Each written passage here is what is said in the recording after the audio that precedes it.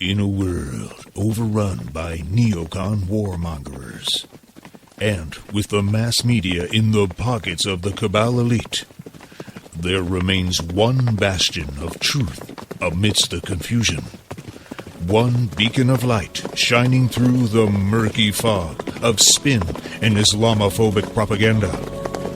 That's right, it's the MP Radio Security Council, the final frontier in the fight for freedom and fairness. I give you the Security Council. أبدا لن نحيد أبدا لن نحيد أبدا لن نحيد عن خطى الإيمان دربنا درب قويم دربنا درب قويم بالهدى القرآني أبدا لن نحيد أبدا لن نحيد أبدا لن نحيد عن خطى الإيمان دربنا درب قويم دربنا درب قويم بالهدى القرآني سائر في طريق الحق يا جند الله.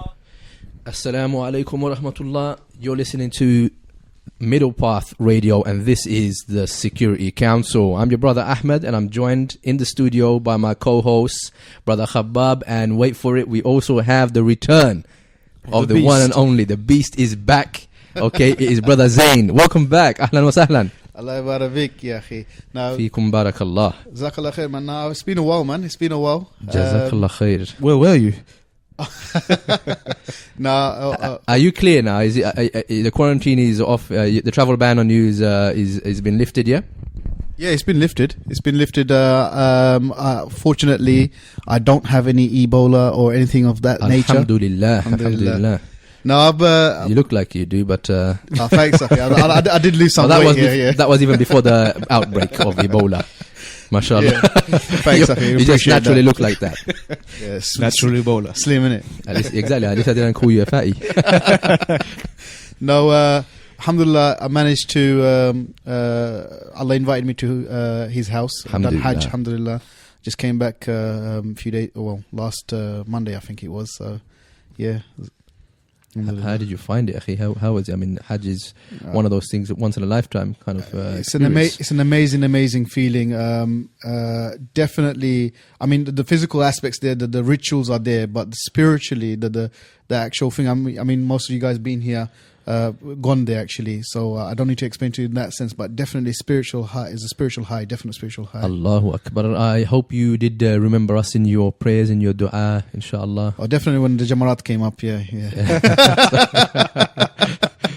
Dua for us, not against us, yeah. Maybe a dua for us, inshallah, not against. Definitely, man. Alhamdulillah, barakallahu feek. May Allah accept your Hajj, inshallah, Ameen. Make it mabrur, and also accept your dua.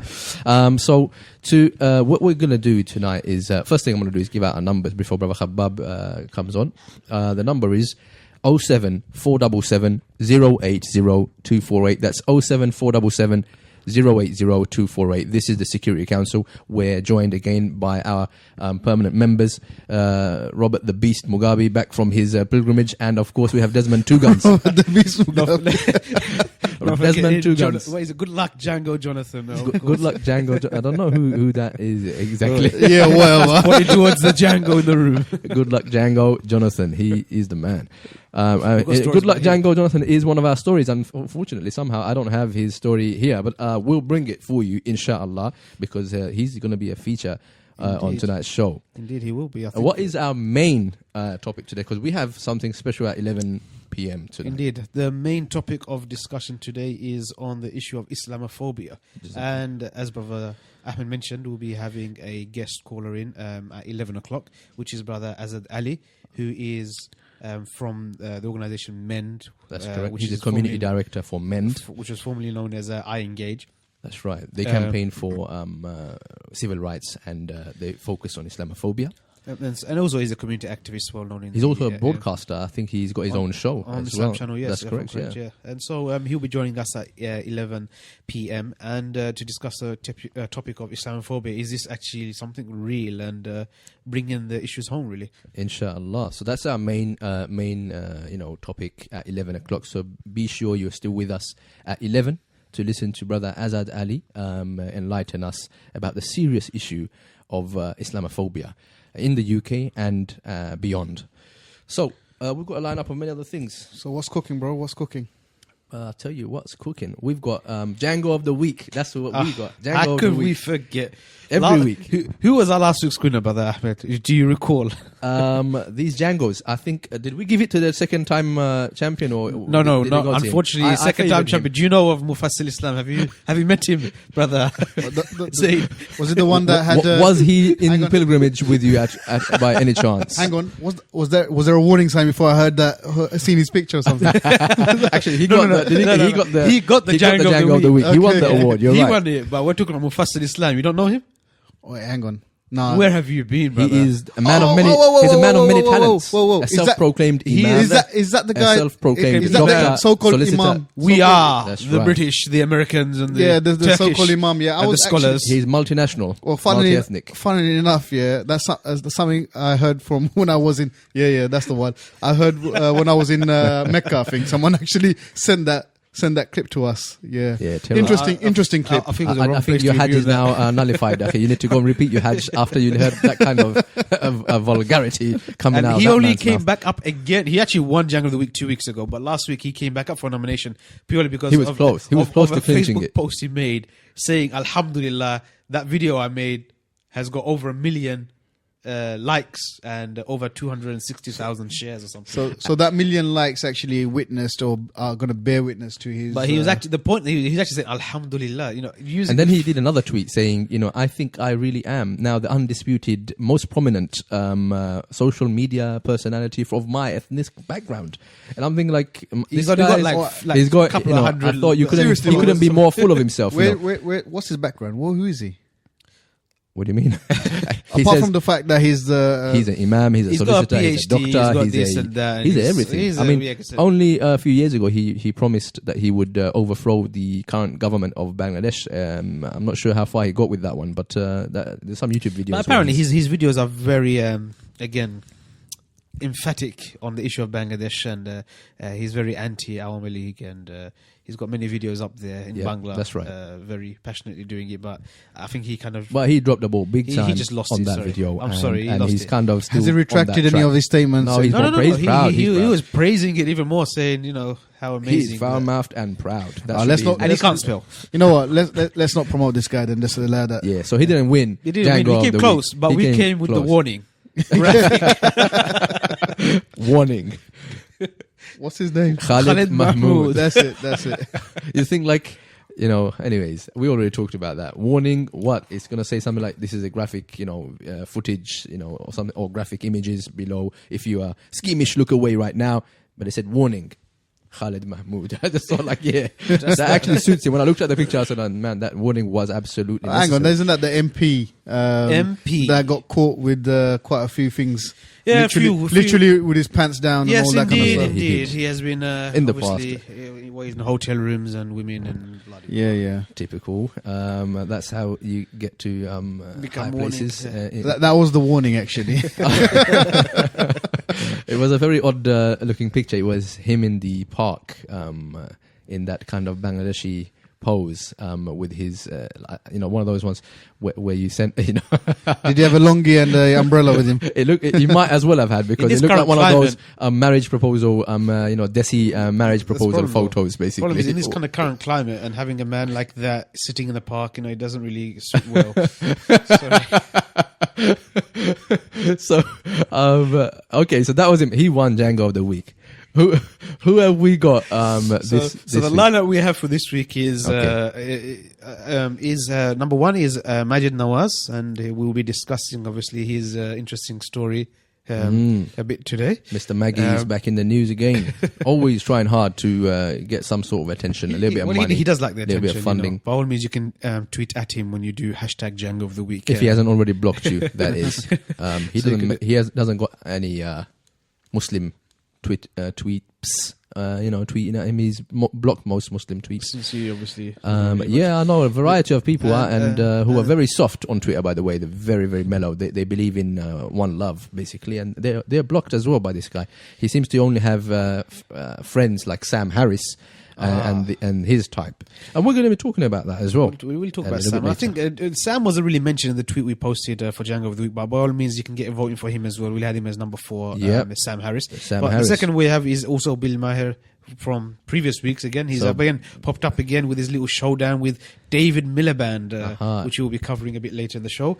And obviously, the original, the first winner of Django of the Week, Tony Blair. He's making another philanthropist debut of the year.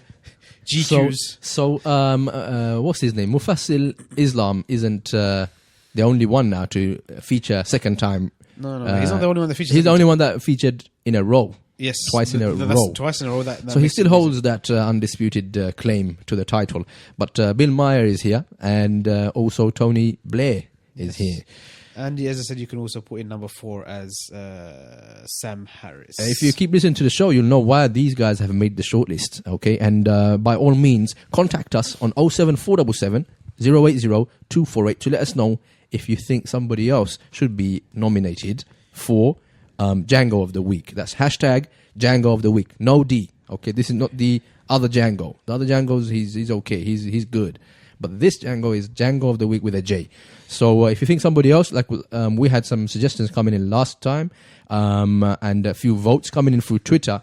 So you know where we're at. It's at Middle Path Radio, hashtag Django of the Week, and give us your names for suggestions or your votes from the selection that we've already mentioned.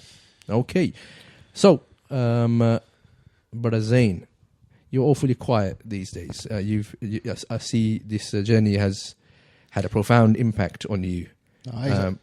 And you're a changed man, not just physically, but also it appears. I'll take on the title as Imam of this show here. Allahu Akbar. So you are the Imam of the Security Council. That's right. Every Security Council needs an Imam. That's right. Wilson is a beast. Robert the Beast.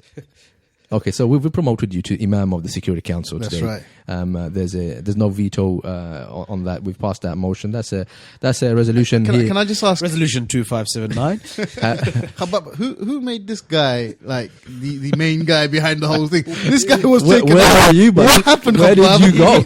You have to realize, after years of experience and learning from our British colonizers, that in order when you do colonize a nation, you should always it's a little bit of Stockholm syndrome, puppets, that kind of thing. Left up there. So you can't beat them. You gotta allow join him them. to have that power, but he's actually not in power. So you think you're making him think that he's got that so power? He let him have the power. Let him think he has the That's power, right. but That's actually the power lays in our hands. It's okay. It's all in the mind of the public. In their view, I am still the undisputed leader of Café, the undisputed Ikhwan, heavyweight the original. You're the brother of Mufassil, yeah? Please, now that is too insulting. Whatever you say, I have no relation to that guy. Okay, Are you sure? Yeah, man. I even asked him to come. I even now. asked him to come on our show, come speak to us, tell us what what on earth he was We thinking. really want him to come onto our show. Really, really. Yeah, we tweeted at him the previous week when he won, and unfortunately he hasn't even bothered to. I think he's too big. He's too prominent now, as he has said. He's got 1 million views on his video. Yeah, he's not really interested in coming on the Security Council. Little does he know that he's been given an award, the most prestigious, most sought after, acclaimed award, Django of the Week, has been given to him. That's right, by the Security Council. Now that's a serious affair. Okay. So what's on the agenda? What else is on the agenda? Okay, so these are the headlines from the week that's gone by up till today. There are items I'm sure we've missed out, guys, brothers and sisters. So do feel sure to drop us a text message or call us to say, look, why don't you guys talk about this? So our agendas are open. That's my answer. We have a few that we've lined up as always. We probably won't get through all of them. I'm going to read the headlines to you right now. So we're gonna play a clip from YouTube on David Miliband and Bill Maher. Before we do that, the rest of the headlines, there's one on The Guardian about non-Western journalists not making the headlines for being killed. Only white journalists killed seem to be of any interest to anyone. Another one in the Evening Standard, the police carry out controlled explosion after black taxi bomb scare in the city of London. That is right. So this is in no order whatsoever, brothers and sisters. So we're going to take it, inshallah, very spontaneously. UK Reaper drones. These are like drone aircrafts, fighter jets, basically unmanned. They're ready to attack, Syrian rebel groups in Iraq as well as in Syria. Excuse me. That was in the Independent. There's a report from the American Civil Liberties Union about the secrets of torture. That's going to be, coming home. This is what they're saying. So we're going to look at some of the facts and some of the stats regarding from their report itself. We have a little dedicated slot for Majid Nawaz. We have some interesting blog pieces from Mushy Peas and one or two other places. We'll try to amalgamate them in one go for our listeners, inshallah. Middle East Eye. They're reporting that Britons who were fighting in Syria, they fear returning home. And we're going to discuss how, this climate of fear has been created, what exactly is happening to the families of these people, how they're being approached and being encouraged or maybe even coerced to do things perhaps that they wouldn't normally otherwise do. Again, we have another story in the Independent, which says very clearly here in the headline, Facebook, Twitter and YouTube are told to automatically hand over, inverted commas, terrorist data. Okay, and they're obviously referring to one particular group. They will go in detail later. And the Mirror, okay, now this is quite interesting. This is, again, we like to keep our show quite varied, all right? And this is made kind of big news here on the Mirror, interesting news in the Mirror. And it's about a YouTube video done by Adam Saleh, one of the young YouTube personalities. And he does a very good experiment, I believe, in this instance.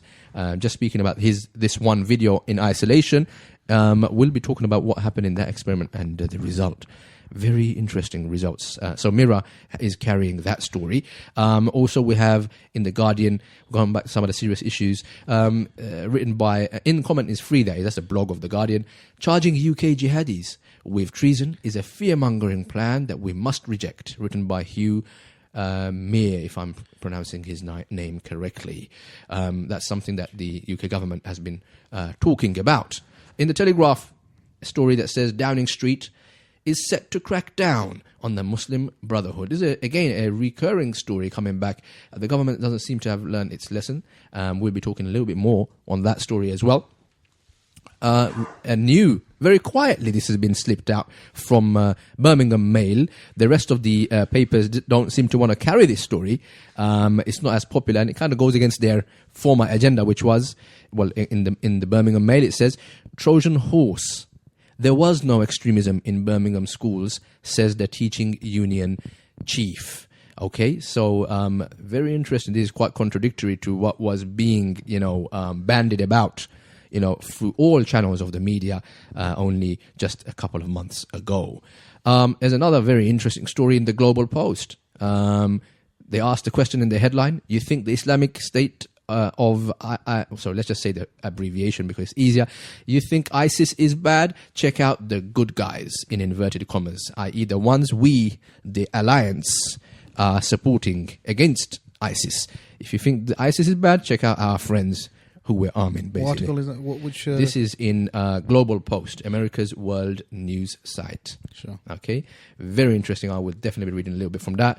Like I said, brothers and sisters, we probably won't get a chance to get through all of them. All right. So I'm just going to quickly skim. Only 84 of 2,379 US drone strikes, drone attack victims in Pakistan. Only 84 of those 2,500 were actually confirmed Al-Qaeda militants. So that's a very interesting statistic that RT News is bringing. There's been a new investigation after 2,000 police officers are implicated in corruption. That's a huge number of police officers implicated as being corrupt, okay? I think we'll drop some of these ones. We talked about Sam Harris. We'll tie that in with Majid Nawaz. There's a very good piece written by Cage. Again, that is to do with how, well, the title is quite evocative on its own. It says, and then they came for our parents. We did talk about this a little bit last week. We may choose to let that one slide depending on time. Lastly, we got that article. It's not very new. However, it's the reason why he has featured as Django of the Week nominee. Tony Blair calls for global lessons in religious respect. Oh, the irony. Yeah, this is again in BBC News. Tony Blair, of all people, he's calling for global lessons in religious respect. I think that's it really. There's also, I mean, some other articles. We won't be able to get through all of those. How's that sound? A mixed bag of stories. As a pick and mix. That's a pick and mix. Not just a mix. There's a lot of stories actually, but 1 week it goes and there's a lot of stories that builds up in a week. That's right. Yeah, Jazakallah khair. So of course, naturally, we won't be able to go through all of them, and we probably want to finish directly after our guest speaks. So we try to get through these before he speaks, inshallah. Do you want to play the clip? Shall we go straight to the clip? Before we play the clip, and our technical team is already ready to hit the play button, I want to remind all our listeners one more time to call us on 07 477 080 248. That's 07 477 080 248. Or drop us a text if you're feeling a little bit shy. Just before we go on the clip, can you introduce this clip? What is this? Who's this guy? Well, we played Bill Myers' clip before, I think 2 weeks ago, when he had a fallout. He's a American kind of talk show host. He's some sort of an entertainer, I believe. He's just an American Islamophobe. You know, yeah, he's open Islamophobe. He's quite bigoted. Or the things he's saying are quite racist and bigoted anyway. And we talked about him even before that, when Reza Aslan kind of destroyed him and his views. And then Ben Affleck was on his show. He's an actor, by the way. He's a Hollywood actor. For those of you humble brothers and sisters don't know who he is, I think I'll just enlighten you that Hollywood actor Ben Affleck was on the show, and he wasn't too happy with some of the bigoted things that Bill Maher was saying on his show. Alongside with Sam Harris. And Sam Harris was his wingman, obviously. Bill Maher's spiritual guide, as it were. The one with the facts and the stats. Yeah, the guy who thinks rape is natural. That's right. So we're going to... He actually said that. Yeah. He said rape is a natural thing. Wow. And he also went as far as to say that if he were to choose between two things to get rid of between religion and rape, he would get rid of religion. Wow. This is Sam Harris being promoted on American television on a very popular show like Bill Myers. And Ben Affleck's, they're on the same. Anyway, that's the background to it. And Ben Affleck kind of exposes Bill Maher for his bigoted views. And today, not on the same person, ironic as well. Very surprising. I think everybody is very surprised with the individual who stood up to Bill Maher and kind of. He corrected him. I wouldn't say they really stand up, but he definitely corrected him. And I'm, not. Obviously, we're not fans of these guys to begin with, because they're warmongers in any case themselves. But this is David Miliband on Bill Maher's... David Miliband, the brother of Ed Miliband, who is a current leader of the opposition. Labour Party. That's right. We ready to go with that clip? Let's go. Can I bring up one other issue from this part of the world? In Pakistan this week, the High Court in Lahore, I guess it's like their federal court, right below the Supreme Court, ruled that a woman who spoke dirty, I guess, blasphemed the Prophet, should be put to death. She was arguing with another woman. It was on The Real Housewives of Karachi. Do you watch it? And so, so this is going to go to their Supreme Court, but this is the court right below the Supreme Court. And, this is not a blogger. This is not a mob in the street. This is a very high court in Pakistan said a woman said a bad thing about the Prophet, and now she must die.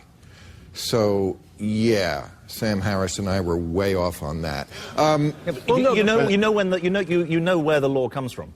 You know where that law comes from? The Quran? No, it comes from the 1980s when... Well, originally... Hang on. Pakistan was not founded as a state that was going to do that. But in the 1980s, Zia-ul-Haq changed the constitution to introduce Sharia at the heart of the Pakistani state. So let's be careful about the history about this. It's one thing to take on... Hang on. Yeah. It's one thing to take on a religion. Okay. It's one thing to take on a religion. The other thing is to take on the people who are abusing the religion. And those are two very different things. Right. But if that's popular with the people, they're not that different. How many times have you been to Pakistan? Never. Right. And nor will I. There are you should go to Pakistan. There are, Really? Yes, because there are tens of millions of people in that country who are watching TV shows, who are going into a higher education, who are actually the future of that country. It's 180 million people now. You know it's what? going to become 300 million people. It doesn't need to be a tinderbox with a nuclear weapon. Yeah, so that was a very short clip. There's more to that. Obviously, you can understand why we had to cut it right there. It was going to get a little bit risky for our audience and for ourselves and our sensitivities from inside the studio as well. But I mean, he's trying to be funny there, but he got told, really. I'm no fan, certainly not. In fact, I oppose the Labour Party and what they've done in the years that they've been in power. Consecutive, especially the war in Iraq. I mean, that is the most obvious one. With Django of the Week, Tony Blair, obviously. With Tony Blair at the head of that party at the time. That's right. So, but here, I just find it funny and ironic that is these same guys that we have been speaking out against, coming on Bill Maher's show and telling him to, be more factual and not to be so bigoted and to kind of broad brush every person in Pakistan for the actions of maybe one or two individuals or some small groups, basically. Okay, so that was really the gist thing, of that. Yeah. The main thing here is really is that they're all the same. It's just probably in America you can get these kind of talk shows obviously to be so much regulated by like Ofcom does in the UK, where they can say whatever they like and literally as racist and Islamophobic Unbelievable. as possible. No, just Islamophobic. Just go back a few years ago and you see the same thing happening to the black community or another community such as that. Do you understand? So it's Absolutely. It's not actually surprising. Especially someone like Bill Maher coming up and saying things like that. I mean, he's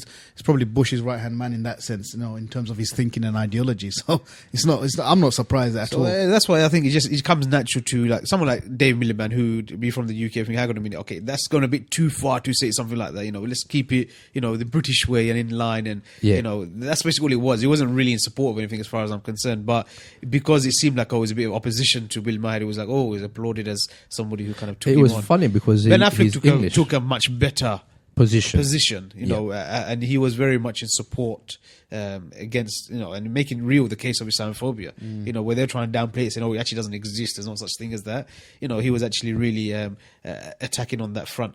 With David Miliband, okay, he tried to balance the argument. That's basically what it was, trying to be more factual. Because he was still trying to make the point that, there are some good Muslims, that we've given the rubber stamp of approval basically, of. There's some good some old bad Muslims. house Muslims, and then you've got your field Muslims. Yeah, the field Muslims are, they are giving the house Muslims a bad name. We need to be supporting the house Muslims, the guys who love our country and what we do abroad in their Muslim lands and stuff like that, in terms of the bloodshed and the havoc that we wreak. We need to kind of promote those guys. That's basically what he was saying.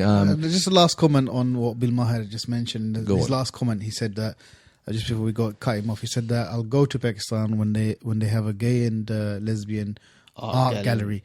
Sorry, how many gay and lesbian art galleries do you have even in America, let alone anywhere in the world? Do you understand? Exactly. Ridiculous comments. Exactly that, and that's why we played the clip, because it kind of exposed the shallowness of this presenter, and he's a very popular, well-known and he's obviously one of the candidates of Django of the Week. I just found it funny that he's one of the candidates for Django of the Week, but I find it funny that it's like week in, week out, this guy is getting kind of lambasted on his own show by some of the most unlikeliest of people. I mean, you're not getting Muslims coming and saying these things and educating him and putting him in his place. These are people who are supposed to be his allies, and I'm sure they agree on many other things when it comes to Islam and hating on the Muslim community. But on these few occasions, he's been really exposed out there. I've sent you another clip, by the way. It's unrelated. Okay, it's not even been mentioned, I think, but it's a very interesting clip, and it gives you a very let's say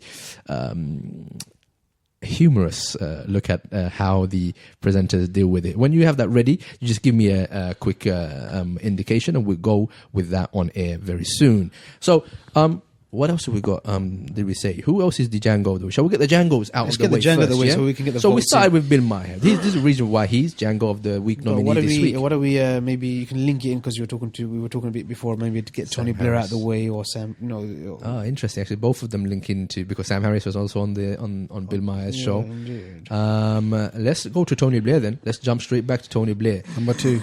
Django of the Week nominee number 2. Both of them second time. And obviously Tony being first time winner. Yeah, I've got to say, this guy is. I think we ain't going to be hearing the last of him. So in BBC news article, it says here that Blair calls for global lessons in religious respect.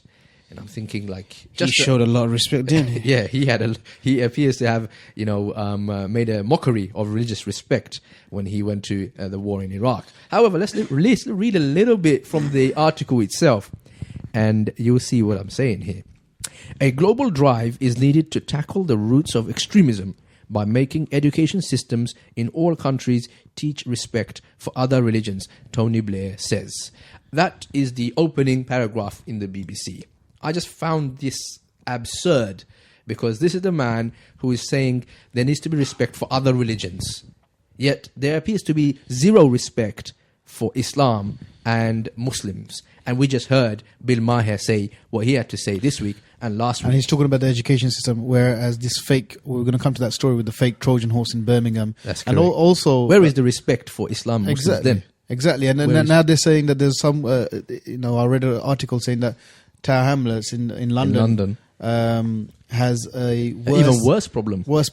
A worse Trojan horse, if you want to call it that. Yeah. In terms of the Muslim schools and so forth. I want our listeners. Well, I know our brother Zain, the Beast Mugabe's just thrown in a spanner in the works here. But I want you to think about this question related to what he's made. Why do you think they've called it Trojan horse? So I want our listeners to think about it, and hopefully somebody can call in or drop us a text to explain why the media and the government have chosen to call this allegation. That's what I'm calling it, because it's been proven to be false. Okay, and we're going to come to an article. Well, the explanation they give for that was... Hold on, don't answer it just yet, my friend. I know you love your interesting questions. You come with your own facts, but today I'm not letting... He comes with some very interesting stats. I come with the good stats. Okay. Yeah, When I say own, I don't mean like he makes it up. Like Brother Ahmed is the article man, I am the... He's the did you know guy. He's the one he comes with. Did you know? Wiki... Yeah, he's a walking Wikipedia, mashallah. Let's put it that way. So that's the question. Why do you think these guys, the media and the government, have decided to call this allegation the Trojan horse? Okay, because there's an interesting thing, that maybe we can discuss if you guys drop us a text, or feeling brave enough to come speak to the permanent members give us a call. of the Security Council. Give us a call, okay? Because I know, alhamdulillah, Brother Azad will be waiting in the lines, definitely, to talk to us at roughly 11 o'clock. And we are coming very close to that time as well, so we need to quickly move on. So I just found, not read the whole article. That paragraph tells me enough. I think we don't even have to even talk about Tony. I think just that headline, his name... End of story, kind of. You can just laugh at it. So, I'm going to read these two. He says here, the former UK Prime Minister said it was foolish to spend billions on a military fight with Islamic extremism if intolerance is left undisturbed. As a matter of urgent global importance, he wants schools to teach the virtue of religious respect. Here he is in the same breath talking about virtue of religious respect and tolerance, yet he is calling extremism Islamic extremism. His main point here is that we need to teach religious respect, and the whole point in the schools is we need to teach Muslims to have religious respect of everybody others, else, but nobody not the else other way needs around. to be. And that's why we're talking about Islamophobia. It's a real issue. While there's such rampant reports and incidences related to Islamophobia, violent ones as well. There's these former leaders of our country saying that, we need to teach Muslims to show some self-respect. The audacity of that just makes me irate. I'm telling you, that just makes me irate. The Muslim community are the ones who are bearing the brunt of religious intolerance by non-Muslims. Okay, yeah, here he is educating Muslims to be more tolerant and have more, what's the word he says? British values and British. That's why he is nominee of Django of the. I'm ready to give this guy the Django of the week already. That's how upset he's made me now. Okay, who else we got? We had Mr. Majid Nawaz, Maggie and Sam Harris as well. What was his name? Let me get his name right. His name was Majid Najas Nawaz. Maggie Najas or Majid Najas. Interesting. Have you got something to add there, Brother Zain, you look right like there's a light bulb just suddenly ping above your baldy head. Or is that just a shine on the top of the head? I'm not sure. I got hair there, bruv.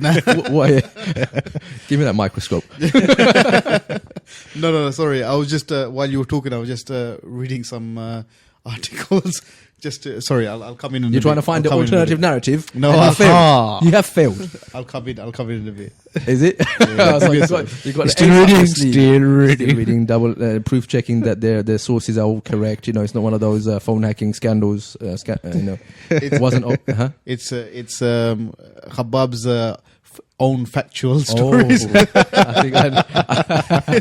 think his factual stories. Okay. So again, we're not going to read this. This is again on Mushy Peas. We're not going to read the whole thing, but the question is in the title of this blog piece. Again, I believe it's the guest post by pen name Saul or Saul. It says here, what credibility has Majid Nawaz and the Quilliam Foundation got left after Sam Harris revealed that he is giving money to Majid Nawaz's Quilliam Foundation and why he actually supports him? Let's remind you who Sam Harris is, and we talked about him earlier. One of the quotes attributed to Sam Harris. And not, disowned by him neither. He says here, he said, some beliefs are so dangerous.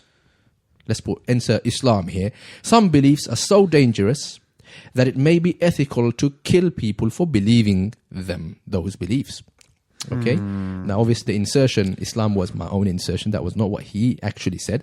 But these are the words. Some beliefs are so dangerous that it may be ethical to kill people. So it's ethical to kill Muslims, but what if it was applied the other way around? Isn't this some sort of Christian or atheist jihadist, rhetoric? Isn't he inciting violence here? Isn't this incitement to murder? Sounds like someone from the Crusades. That's like some pope or some Christian fanatic coming out for crusades. That's right. That's exactly. And now they're agnostics. They're not even Christian anymore. They don't believe in God. Isn't that proof contradicting their statement that bloodshed is caused by religion? Religion is the cause of all forms of war and evil on the earth. Yet here you are saying something very evil, something that as you said, Brother Zain, something that a pope might have said centuries ago during the Crusades. He's saying the exact same thing. Those beliefs, those Muslims, they, what they believe in their Allah. It's ethical to kill those guys, or whatever religion that he's referring to here. And we know he did say he has a particular problem with Islam. It would be more interesting if he said he should chop off their heads, because sometimes I've heard that as well. At least he's given people the freedom to choose how to kill these people for their beliefs. I don't know if that counts.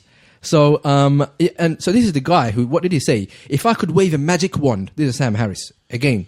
If I could wave a magic wand and get rid of either rape or religion, let me read that again. If I could get rid of either rape or religion, I would not hesitate to get rid of religion. Sam Harris. Oh, why didn't you continue what he said though about rape? Do you not have the rest of the quote? I don't think the rest of it is here. There is another article for that. Where he said that he refers to it as rape being natural. Actually, while you keep talking, let me just to do with the evolutionist idea that human beings rapes, want to preserve their seed and their line, and so they force procreation and that kind of thing. He was trying to justify and trivialize, the whole severity and the horror that is rape. So this is the guy then saying a religion is worse than that. The extra word is there's nothing more natural than rape. Human beings rape. Chimpanzees rape. Orangutans rape. Rape clearly is a part of an evolutionary strategy to get your genes into the next generation. This is Sam Harris. Does this man know that rape is illegal? Does this guy know his dad? He probably doesn't know. He's probably a product of that. Why else would he say all this kind of stuff? Trying to make his roots, trying to justify to himself, trying to make himself feel better. It could be the case. It could often is. He says here, we should profile Muslims or anyone who looks like he or she could conceivably be Muslim. So this is Sam Harris, guys, and this is the man who is best buddies, buddy chum, whatever you want to call him, with Majid Nawaz and the Quilliam Foundation. He's pumping money into them. That's right, and he is pumping money, American dollars. Okay, this is American guys based in the US, so you can see how how far Majid Nawaz has gone to get the money he's so desperate for. Brother Zain, sorry. They just sound like, I was going to say something. I don't think I'm allowed to say it. So I was going to say they just sound like cheap. Yes, don't say it. yeah. I think I know what you're about to say. I think everybody else knows as well. Yes, don't say it. I think it is already apparent what Majid Nawaz really is. So I think that takes us naturally to talk about Majid Nawaz now, because interesting. Sam Harris, this is why he's a nominee. Did he not recently get married to Sam? Oh, sorry. Did he not recently get married? Majid Nawaz. Which one? Did you mean Usama or Sam Harris? Usama Hassan or Sam Harris? You take your pick. Okay. Majid Nawaz. Which marriage are you referring to? Sorry. He's practicing polygamy. Is that what you are saying? No, I thought the Najis was. They are. What's the word I'm looking for? Agender, or is there not? There must be a scientific name for it. There probably is. Like They're a non-gender. Yeah, I mean they don't make no distinction. I think Majid the Najis Nawaz did get married. Did he not? Yes, he did, and it's not a really huge story. The real story is the fact that Sam Harris is supporting But him. the This kind of interesting thing is this kind of Islamophobe, this kind of extremist with these violent ideas and hate for Islam and Muslims is supporting his. It is interesting to know about Majid Nawaz and marriage. Go on, tell me about the little I'm not marriage. going to go into the marriage. I'm going about. If you talk about marriage and you talk about his personal life, you can find out about what happened to his ex-wife and what all of the activities he got up to there. Man, Again, that whole article is actually also on dirty, Mushy-Peas. that's right. And you can Some find out, dirty by all laundry means, right there. just go through there and you can find how disgusting. Well, let's read the and two paragraphs vile that this man describe is. just this recent marriage. I need to clarify. It says here, the marriage which many who attended have described as that between the Beauty and the Beast took place on Saturday, 18th of October 2014, between Majid Nawaz and Rachel Maggot. I'm sorry, I'm trying to correct. I'm sure you got that It name does wrong. say maggot with a different spelling. Maggot.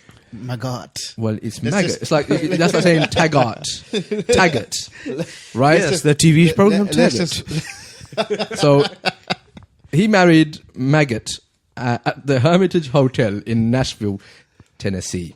Again, in America. Why is this guy spending a lot of time in America? And they're funding money. Like, hey, yo, UK government, you get pumping taxpayer money. That's our money. And he's to gone these on kind holiday. of jokers, and he's on holiday having plush American weddings in these fancy hotels. All right. So anyway, Majid's wedding reinforced what many of us already knew, says the author of this blog, that he masquerades himself as a Muslim when he is far from that, according to the author of this blog, I repeat. It is clear from the pictures from the wedding that the presence of Muslims was limited, to say the least. In fact, our sources have informed us that there were no Muslims in sight and that his own family were not even invited.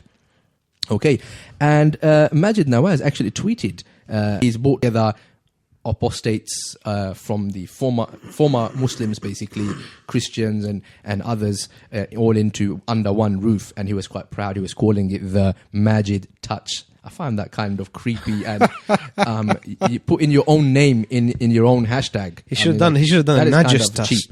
Yeah, the Najas touch. So that's really interesting because I think it's a brother who wrote this article. Again, not clear who wrote it, but it says here, doesn't family coherence feature in his version of British values? One would think that the Lib Dems would insist that he doesn't bring them any further disgrace, at least in the public domain. But then I guess it serves the Lib Dems right for endorsing such an evil individual. Majid being an atheist was made clear by a fellow atheist, former Muslim and Islamophobe, Taslima Nasreen of Bangladesh, if I am correct, who met Majid earlier this year, following which she tweeted, open quote, with Majid Nawaz, the British Pakistani writer who was Islamic fanatic, now an atheist, says his close friend, with posing in the selfie. So he kind of got exposed. And then then that tweet got deleted afterwards. That's right, I'm afraid. I think Najas kind of found out and realized, hang on a minute, I'm going to get, my show's going to be up there if I'm going to get exposed. We need a few Muslims to say the atheistic, promote the atheist ideas. You can't earn money, basically. That's what right, it is. Exactly. It was also further confirmed by another extreme atheist, former Muslim and Islamophobe, Ayan Hirsi Ali, on November the 16th, 2013, on the Richmond Forum, where Hirsi, this lady, the Somalian lady, she wrote some blasphemous, a video she made with the Dutch guy, blasphemous. obscene, and blasphemous.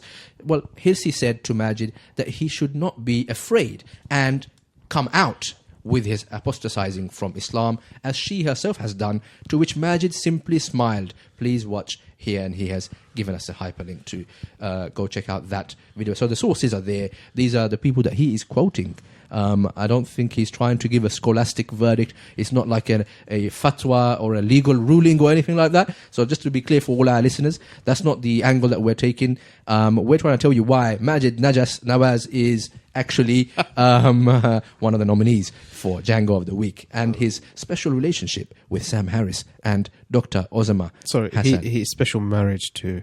It's important to understand. Marriage is. I don't know if they actually stronger, what's the word, ratified gay marriage in some of those parts of America. They're quite extreme, those Americans. So indeed they are, and not as liberal as these British. Yes. And so that's the 4 nominees for Django of the Week. So please do get voting. correct. You can tweet us at Middle Path Radio, #Django of the Week, and give the name of your nomination. Either it is the following.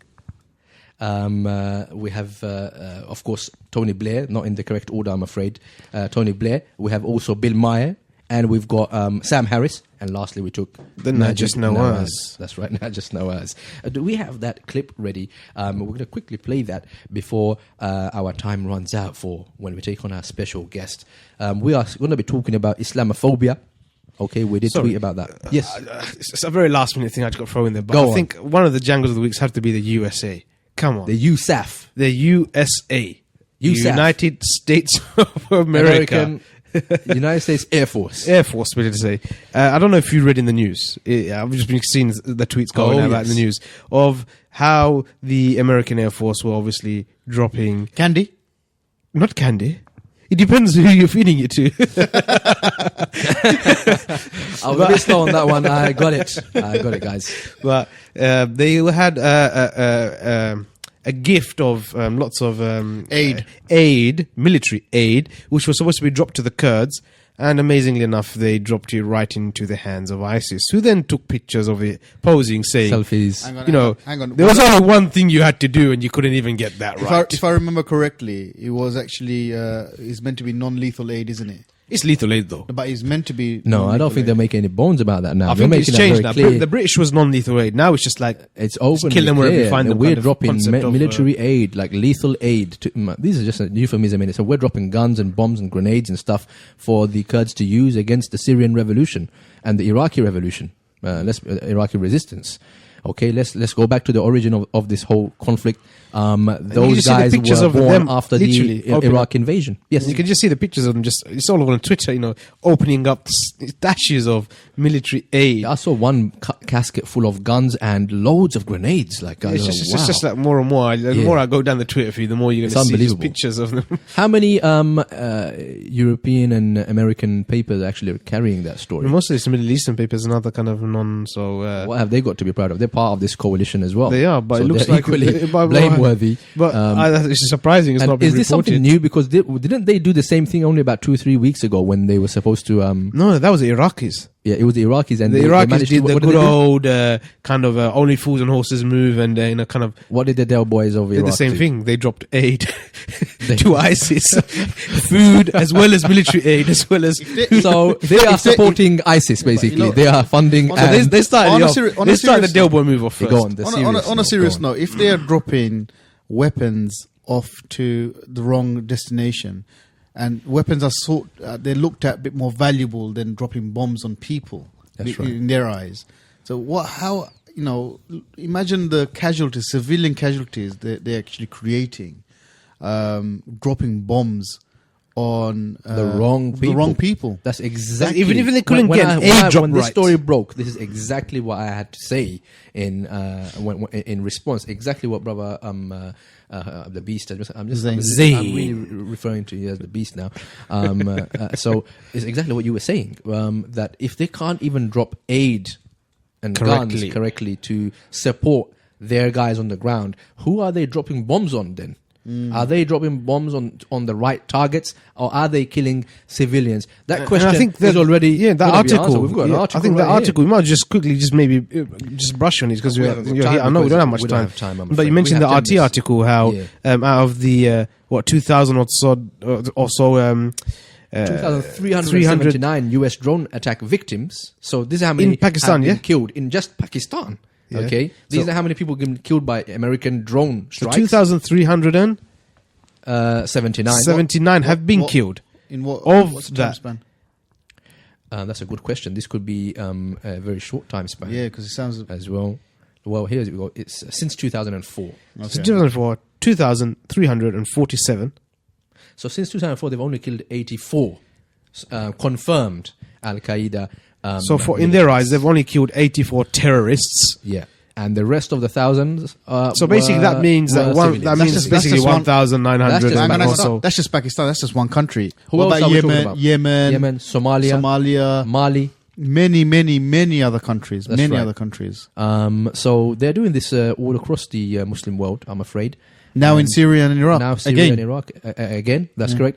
And if we take this as a ratio, we can see how many people they're actually supposed to be killing, in their own justification. Because I think all these wars and drone strikes in general are illegal. They're killing people that shouldn't even be killing. Okay, I like the example of Anwar al-Awlaki, for example. Imam Anwar, his son was I think 12 years old or 15 years old. They killed that child. They did not kill him with the same strike. They killed him in a separate attack. This is killing children, man. I don't care what you say his father is and that. It doesn't matter. You don't go after the families in this way and kill young children, okay, in a foreign land. Who's an American citizen who had to leave your country due to the harassment that they were going through. And you not only killed his dad, you killed him in a separate attack. This is unacceptable, man. I don't know what they're talking about when it comes to human rights. And this Tony Blair lecturing people about religious tolerance and all of that, that's nonsense. A load of horse manure, and people buy that stuff. That's the problem. This is why we have the Security Council, because we don't buy that kind of stuff. Only the sun does. That kind of horse manure don't fly on the Security Council. Okay, that's why Tony Blair is one of the It flies, but it just doesn't stick. they're never on target. We're good at dodging those ones. Matrix. We've got the quick clip to play. It's to do with the September the 11th attacks, and it is really to do. This is our, Oh no! This is the video I was going to talk about today. It came to my mind. I was thinking, it's a lovely video because just you got to hear it to really know what's going on.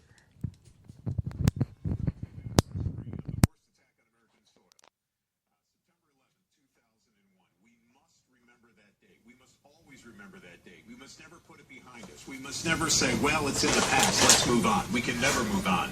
The other thing that we must remember is that we're not any safer today, maybe less safe than we were on that day. And part of the reason is because this administration has eviscerated our military, we've not gone after our enemies, and our southern border is wide open. Matt, what happened in 9/11 was a crime against humanity, and America should always remember that and work diligently to make sure that never happens again. But no government can keep its population totally 100% safe. So we must do our due diligence to send a message to those terrorists that if you're successful in striking America, we will hunt you down like the criminals you are, and you will pay the consequences. But also, I think that we should do a better job in this country of educating the American public. The first time that airplanes were used to kill hundreds and potentially thousands of people in this country was not September the 11th. It was in the 1930s in Tulsa, Oklahoma, when on a Sunday afternoon, white people who were jealous of the prosperity of an entire black community as well got in airplanes and bombed So less than a minute. and killed hundreds, and some studies say up to 4,000 African Americans were murdered in Tulsa, Oklahoma using airplanes. What has that got to do with 9/11? What has that got to do with what the hell we're talking about? Because you said, how do we remember? And what I want you to understand is we should remember 9/11 the same way we remember Tulsa, Oklahoma, and what happened with that terrorist act against black people. Let me explain something to you, Quanell. These people in the Middle East, like ISIS, they want to kill you, they want to kill me, they want to kill your kids, they want to kill everybody. So instead of making this a racist argument, let's talk about Americans. We're all Americans, right? And Matt, so let's protect the this hundreds, potentially potentially thousands that were murdered in Tulsa, Oklahoma, were Americans being murdered and slaughtered by terrorists who were Americans also. So don't tell me that when white people are slaughtered in New York, and yes, they were, and black people died too. What are you talking about? All races died in New York. There were Catholics, there were Muslims, there were Jews, there were Asians, whites and blacks. Yes, all a kinds crime of people against killed. humanity. But remember, the first time it happened was when you did it to black people in Oklahoma using airplanes. Chickens come home to roost whether you like it or not. Wow, man. You know what? The reason why this country is in such dire shape is because...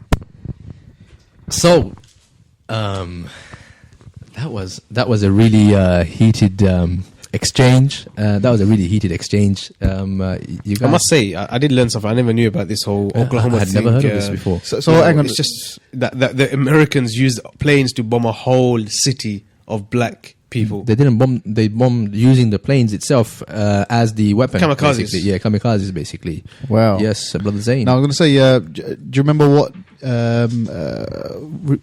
the station that the report was from? What was that station? Was it Fox? Yeah, it was It Fox. was Fox, and if I remember, the guy was from Nation of Islam, wasn't he? Yeah, he's from the Nation. Yeah, Yes. smart, Yeah, so smart guy. yeah, and very smart move for Fox bringing him on the air.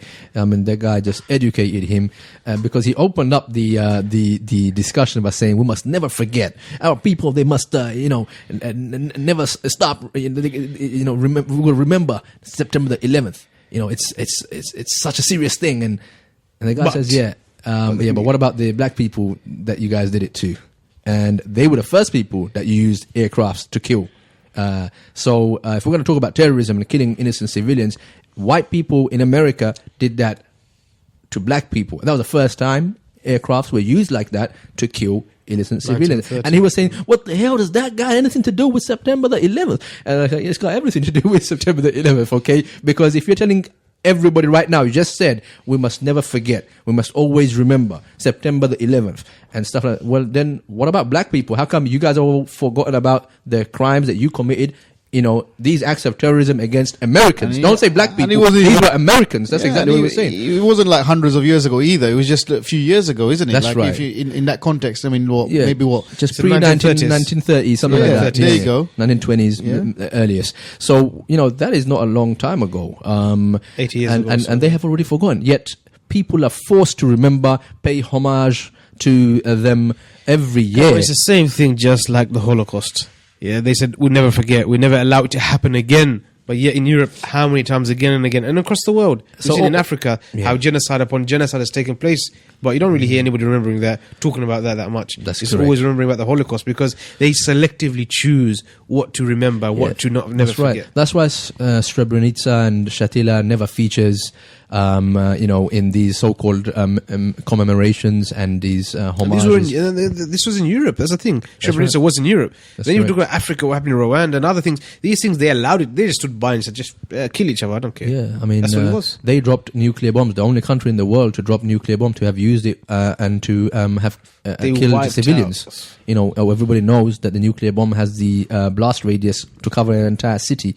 Okay, and you can't possibly evacuate everybody from a very busy city like Hiroshima or Nagasaki. They didn't drop one bomb; they dropped two nuclear bombs in two different locations. These are the Americans, the only country in the world to have the shame to say that they dropped nuclear bombs on civilian populations. It's collateral damages. Exactly. I think the Japanese were using human shields, like Hamas was using human shields in Palestine. That's the same rhetoric that you hear coming from the current Israeli government.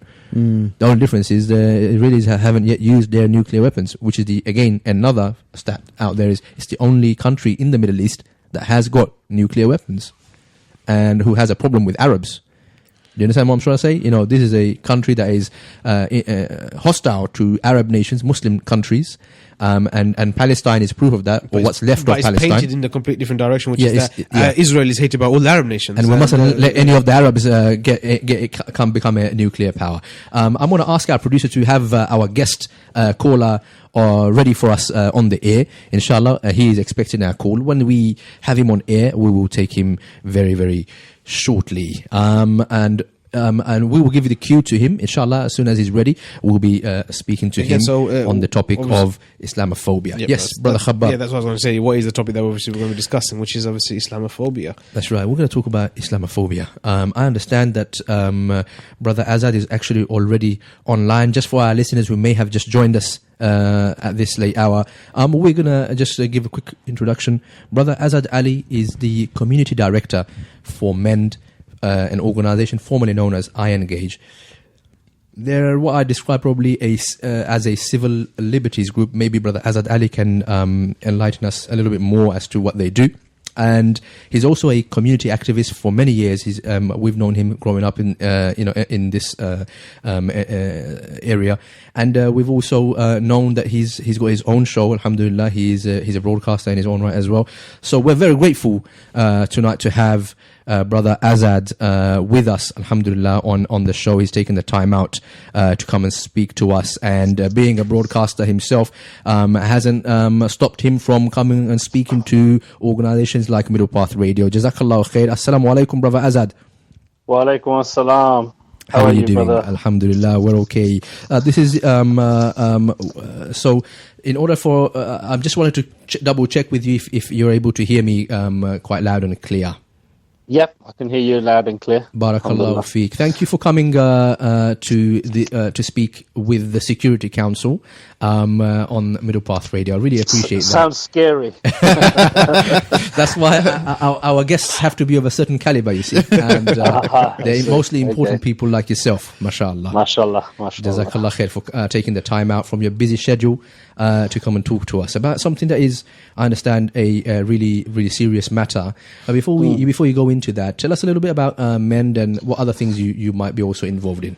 Sure. So as you mentioned, MEND, or Muslim Engagement and Development, formerly known as I Engage, we're kind of a not-for-profit organisation founded in about 2008, essentially challenging the Islamophobia that exists and encouraging, in particular Muslims, but everyone, to participate more actively in their civic rights and duties and responsibilities, if you like, to not only stem the flow of Islamophobia, but actually realize the full potential of citizens. SubhanAllah. Okay, that's some very important work that you're doing. I understand you describe yourself as a broadcaster. You have your own show. What exactly do you do?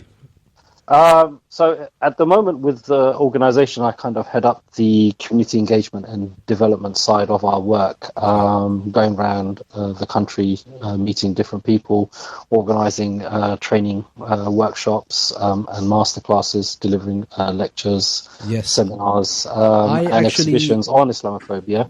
Of course, like, as you mentioned, we've grown up in the same area. Obviously helping at Islam the Mosque. Also have done some radio myself, you might have known, on Muslim Community Radio. MashaAllah. And I've not actually had time for doing any television in the last year, but I used to present on Islam Channel, a current affairs program. Alhamdulillah. Alhamdulillah, excellent stuff. Some of us are still growing up. We're not as old as you may think. I didn't stop. No, you're all as young as me. MashaAllah, definitely, alhamdulillah. Yes, definitely. We've invited you tonight to really talk to us a little bit about this very serious matter that is Islamophobia. In fact, this may be something quite new to a lot of people who haven't heard this term before. If you could just, we haven't really, we're quite spontaneous on our show. We don't try to give you any prepared questions or anything like that. Sure. My co-host may throw a question out there, but if you just tell us generally, what exactly is Islamophobia? Is this something that is legally recognized? And, what's the rate of occurrence, the incident rate of Islamophobia? So Islamophobia, in essence, is prejudice against Muslim, kind of irrational fear, if you like, of Muslims based on their following of that religion. The term itself has been coined over 25 years ago, but it's synonymously used also with anti-Muslim hatred, if you like. I see. Essentially, it's describing the same thing as racism or anti-Semitism, if you like, but specific focus on Muslims. So this kind of stems from an example of Islamophobia would be discrimination against people, say, applying for a job whose name is, say, for example, Abdul Qadir, Abdullah, or Osama, or names like that. This is something currently, actually, the EHRC is doing a survey on, trying to find out how bad it is, because a lot of Muslims have been complaining that they're not even getting to the interview stage because of their name. But then it kind of goes into abuse, verbal abuse. Then it has increased to actual physical violence. And some of your listeners and yourself might be aware there was a 79-year-old man that was murdered as a terrorist incident in Birmingham, Muhammad Salim, as he left Isha prayer from his local masjid. But also, alarmingly, bombs have been left outside, and one actually did explode outside Masjid al-Aisha in Walsall, in Birmingham again. And we've also, in London, we've had a mosque that was burnt to the ground in Muswell Hill. Yes. So you've the array of kind of hatred and the veracity of the hatred kind of differs. But one thing that is agreed upon is that it is on the rise. And recently we saw figures that quoted from 45 to 50% rise in anti-Muslim hatred. Wow. Brother Zain's got a question for you. Yeah, I was just going to ask you, in terms of being recognised as a criminal law, has it been recognised? Or if not, is there something being done about this? At the moment, the way there's probably two problems from a legal perspective. First is really understanding how bad the situation is. We don't have a mechanism that records this crime in a uniform manner. So what we've kind of been pushing for the last 2-3 years is that the police forces across the country, there's 43 police forces in this country, that they all record attacks against Muslims with a specific crime category, so that we can see what the rate of attack is, how bad the situation is. Just one thing. Doesn't that organisation that what's it called, Tell Mama, work with the government who records these kind of incidents? Tell Mama is a non-governmental organisation, so yes, they can record it, but those figures are disputed. They're not going to hold the same integrity as, for example, the Metropolitan Police, who records it and who has been recording it from 2006. So what we've been doing is we've been working across the country trying to get other police forces to do the same thing. And alhamdulillah, we've managed to get 8 more police forces to do that across the country. So West Midlands are doing it, for example, Bedfordshire are doing it, West Yorkshire, Lancashire, and places like that. And what that would give you is the data set to understand the problem in the first place. The second thing is actual prosecution of crimes of Islamophobic nature are very far and few between. Since 2006, the religious incitement section of the Racial Equality Act, if you like, it has been enforced, but there's a disparity between racist, racially aggravated hate crime and religiously aggravated hate crime, in that to prove or to prosecute someone for religiously aggravated hate crime, you have to prove intent. And those of you who understand law, to prove intent is a higher bar and is harder to prove. So the CPS, usually the Crown Prosecution Service, usually doesn't use that law. So many incidents of Islamophobia have been prosecuted with the racism tag, when in fact the actual crime that took place was Islamophobia. So this disparity in legislation is another thing that we're trying to kind of resolve. And so we're kind of lobbying the current government and also the opposition to have legislation. And this is very important to understand, that as an advocacy organisation and as a community, we're not looking for special favours. What we're saying is all forms of hate crimes should be prosecuted equally. There shouldn't be a disparity in any of it. Sure. How are you encouraging the general public if they go through any kind of Islamophobic attack or anything like that? How are you encouraging them to come forward, or what are you telling them to do? Yeah, and this is actually a very important area, because what we have in our community is a lack of understanding of this crime. So many people, they just kind of put up with it, they ignore it, and they don't really actually take it seriously. And I'll give you an example. This was we had an event last year in Liverpool with Merseyside Constabulary, and an officer there recounted an incident where this lady, she used to be, taunted by her neighbours and called names, and because she used to wear the hijab and everything else. And at first she didn't report it or anything else, but it kept on happening. Every day there would be one incident or another incident, and then eventually she did start telling the police. Now this is very low level, so all they're doing is calling her names and etc. But it carried on, and the local neighborhood police officers there, they started to investigate it, and what they found was, and this is going into a few months later, what they found was that the lads that were involved in this had actually then got petrol and started to create petrol bombs, and they were going to petrol bomb her house. And so, she kind of survived and got away from a major criminal act taking place against her and her family, which could have resulted in death, because she eventually took those small incidents and reported it. So, our community needs to first of all understand that, you don't put up in silence with this kind of behavior. You have to report to the police. The second thing to understand is, just because you've reported it to police, it doesn't mean they're going to catch the culprit or do something. But what it does do is it heightens the police's understanding, and it allows them to make sure that there's resources dedicated in those areas. So as you know, all police forces, they operate on an intelligence basis. So if they know that, okay, this month from this particular area, we've been getting a lot of complaints from the public saying that, that they're being taunted, they're being attacked, they're being abused, we need to increase patrol in this area. And those kind of decisions can't be made and won't be made unless the police has that data. So that's very important to do that. Sure. So reporting every incident is a must. Sure. Just on that, from my personal experience as well, in terms of policing, are you actually going around and actually, advising the police on how to be sensitive around these areas and how to actually encourage or monitor these things?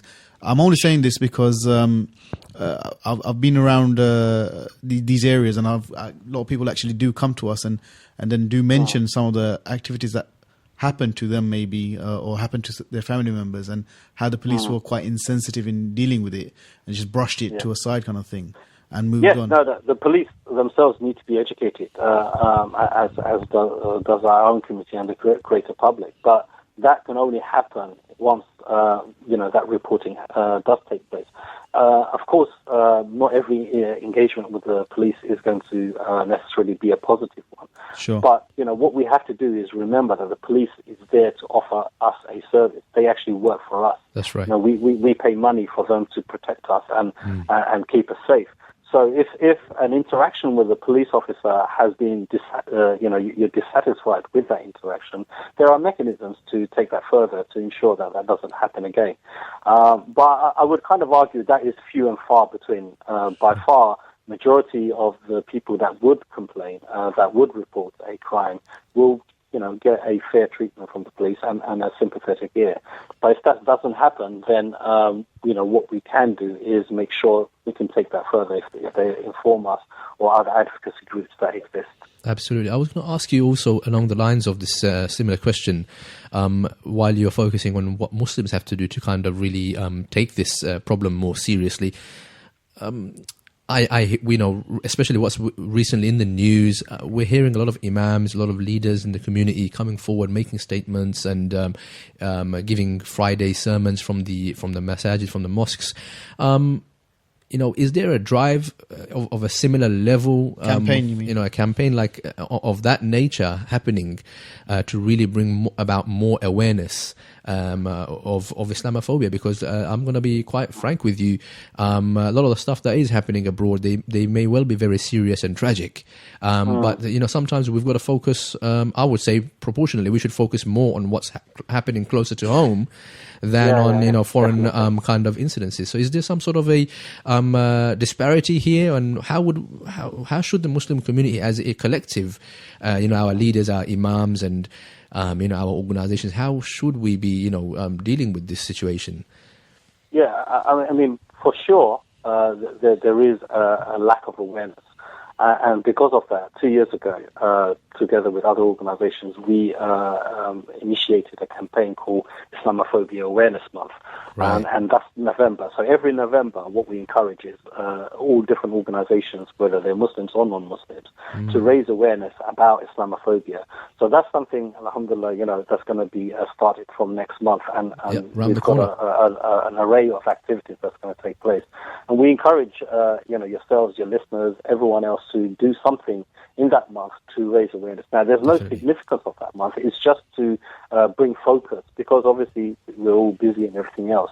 But if we can set 1 month where we actually raise awareness, and alhamdulillah, since its inception, we've progressed now that we've got a teaching union that's actually created resource packs for schools. Excellent. So actually similar to Black History Month, where teachers can teach their children about Islamophobia and how to deal with it and kind of give the positive side of it. But essentially, from our point of view, there are 3 things that we would say that is very important to understand in this phenomena about Islamophobia. Number 1 is how media is portraying Muslims, and that is a very important factor. Not every media, but some. They would portray Muslims in a very negative manner. So some will portray Muslims as the other. So the headlines will kind of give you the impression that Muslims don't quite belong here, and they will kind of say things like Muslims tell British to go to hell. Now that headline from the Daily Express, for example, is of a group of maybe 30 Muslims demonstrating against the British Army. But the way it's phrased is Muslims tell British. So there's already a kind of disconnect that's been creating, as if Muslims are something other than British, and they're telling the British to go to hell. So in the minds of the wider community, the Muslim community, they think, okay, what are these foreigners doing here? And you kind of get that concept being built. And with Muslim women, you get the idea that, Islam and Muslims, what they do is they oppress Muslims, and the Muslim women are under lock and key, and they'll kind of pick on things like the hijab, the niqab, and things like that. And then it follows same thing with the youth. I don't know if you recall a Daily Telegraph headline which said "University campuses a hotbed of Muslim extremism."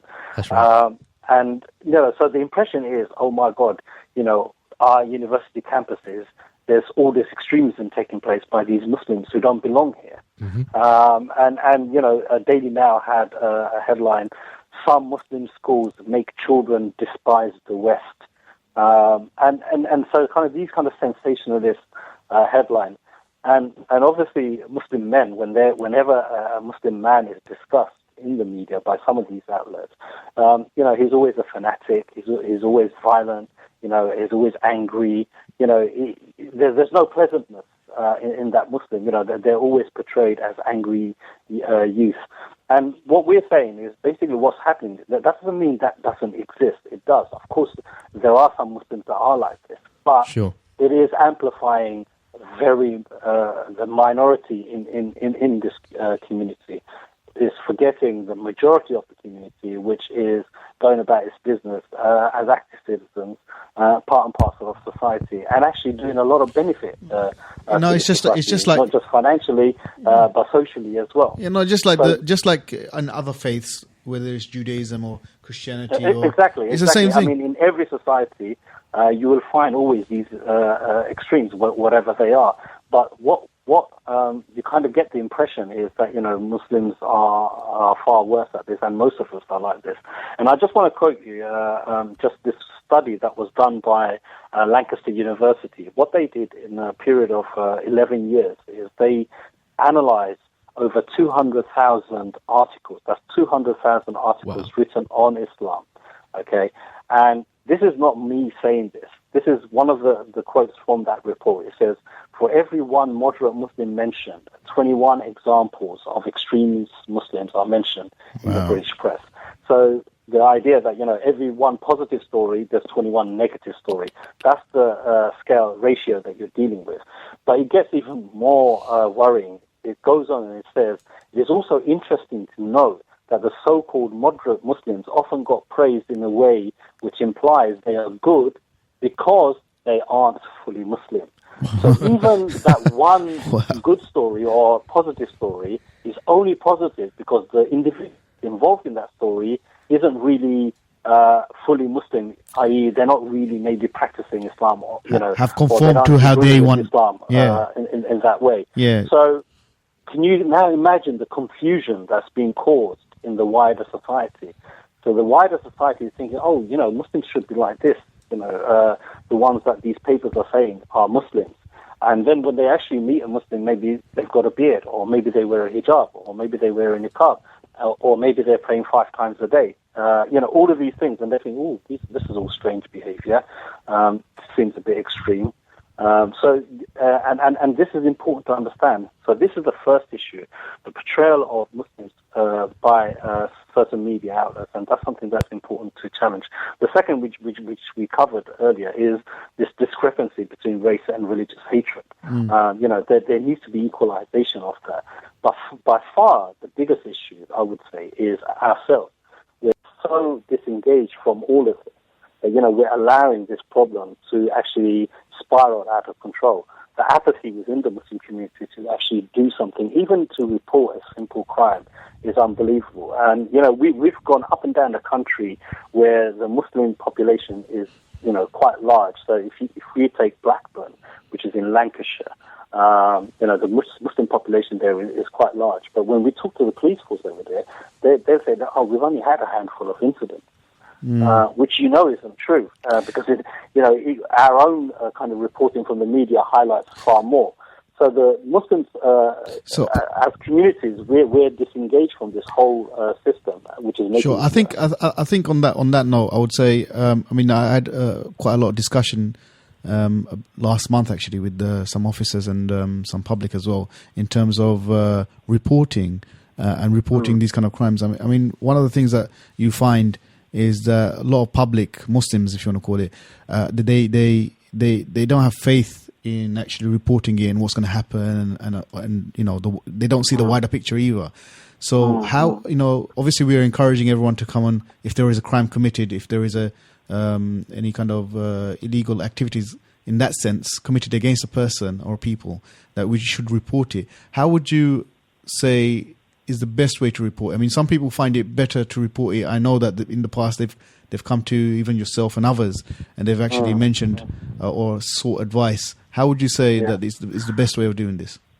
I think we should get into the habit of reporting it to the police directly. But this is the understanding we need to have. I mean, with any crime, the possibility and the probabilities of actually catching the person that committed the crime will vary. And it depends on the situation. So if an incident took place where somebody came up to you and was Islamophobic towards you, or spat at you, or pushed you, and everything else, and then they left, when you report that to the police, obviously the police, unless they have more information, there's only so much they can do. But the point isn't about that. The point is about the picture that is going to be formed. And I'll give you an example. From the Metropolitan Police last year got reports of 500 incidents that took place. Now, what they can do is they can then break it down. For example, in Tower Hamlets, the rise against in Islamophobic crimes was 108%. In Dagenham, Barking and Dagenham, it was 266%. In Barnet, it was 366%. So what that does is it gives them a picture. In Bromley, for example, it was 500%. Now, why was it so high in Bromley? Because of the incident, the Woolwich incident that took place there. That's right. And so what it does is it gives the police an idea of the vulnerabilities in the various areas, and it allows them to allocate the right kind of resources. Now, so sometimes, it's important to report the crime so that, a better picture of society can be formed for the police. Right, Brother Azad, I was just going to ask you that because a lot of people don't normally obviously have any contact with the police because, alhamdulillah, the Muslim community are law-abiding citizens, in general. When we say report to the police, are we suggesting that they just call the emergency line, or is there a dedicated number that they have, or have they not set that up yet? Because they have a anti-terrorist hotline you can call. Is there an Islamophobia hate crime number? There isn't an Islamophobia hotline number, if you like, as such. But, if it's not an emergency, you'd call 101 and would call. Or 999 is if it's in an emergency. Look, the police will also accept reports from third-party reporting centres. So if we take Tahammud as an example, East London Mosque is actually a third-party reporting centre. I see. And there are other organisations across the country that act as third-party reporting centres. And actually, if you yourself felt like, okay, you know what, I can't do this, I don't want to talk to the police, you can tell your friend who can report on your behalf as well. And just certain amount of information that's needed. But reporting it is vital, and I think it needs to really be understood properly how important that is.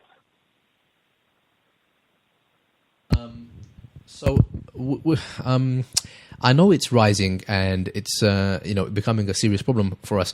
Do you think this is only isolated to the UK, or are there incidences like this beyond the borders of the UK? I mean, are there any?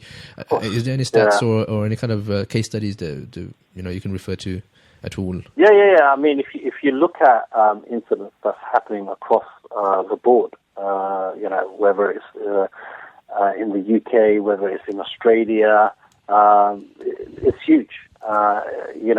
In Europe overall is also quite bad. So, you've got, for example, a video that's gone online at the moment where two Muslim men, initially dressed in Western clothes, walk past a police officer arguing quite, animatedly, if you like, pushing each other and in each other's face and everything. So the police officer just watches them and doesn't do anything.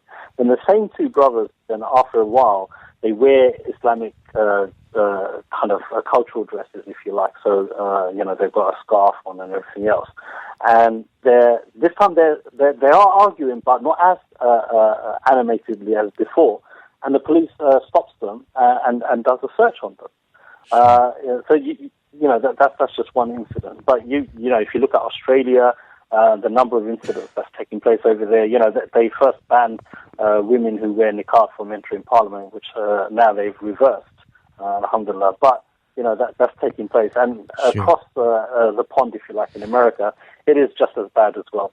So this whole Okay, sorry to interrupt you. Yeah, we are running out of time, Brother Azad. There's been a question I was going to wrap it up actually right there. A question's come into the studio from an anonymous text actually, and it says, I'm assuming it's a Muslim. It says, "Salam, you and your guest paint a very grim picture for Muslims.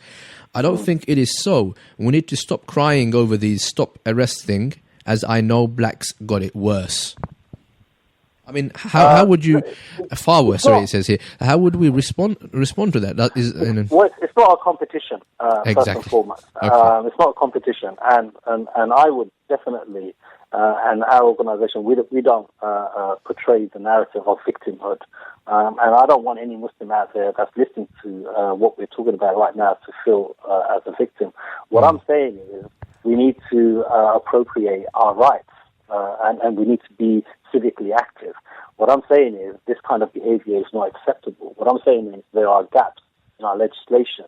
What I'm saying is the media, the way it kind of writes about certain communities is not acceptable, and it would not write about those communities, other communities in the same way. Exactly. So, if you look at various headlines, they would not change the word Muslim to blacks or Jews and say the same thing. So what we're trying to say is, as society, we should have equality society, whether you're Muslim or not a Muslim, you should not be prejudiced against based on your choice to follow a religion. And that's the point here. No, I fully appreciate the way you've given a response to that question. I hope our listener is satisfied.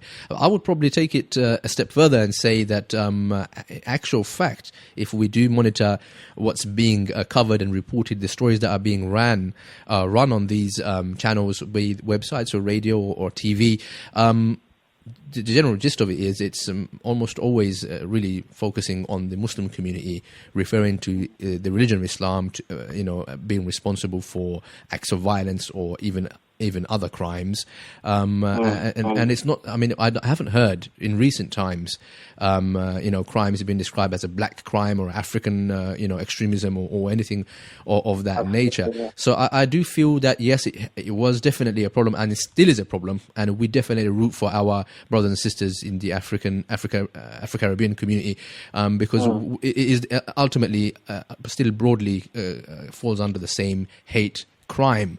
So we feel their pain, but as you said, it's not a competition. And if we were to be a little bit more statistically correct, just from my anecdotal experience, I do find right now the focus is heavily, whether it be media attention or legislation, the law enforcement agencies, they are focusing heavily, a lot more now, on the Muslim community than they probably were on the African American. I mean, if you just take a few examples of how masajids feel, for example, they're scared of inviting certain speakers because they'll get labelled or something.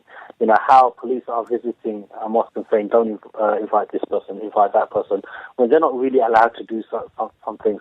If you look at Muslim schools, the inspection that is going through them, the magnifying glass that they're being looked through.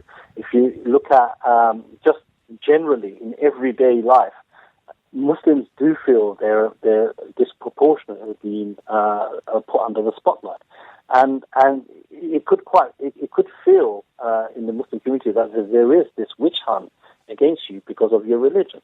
That's what we're trying to say is we don't want Muslims to feel like that. We don't want Muslims to feel in their own country. And I just give you one example really quick. We did an event with Leeds Grand Mosque up in Leeds, and a sister there who does the dawah work of non-Muslim dawah work, open days and everything else. She's actually a white person, an English person who converted to Islam. Now, during last year, after the Woolwich incident, she was told by a bunch of Islamophobes in Leeds to go back to her country. Right?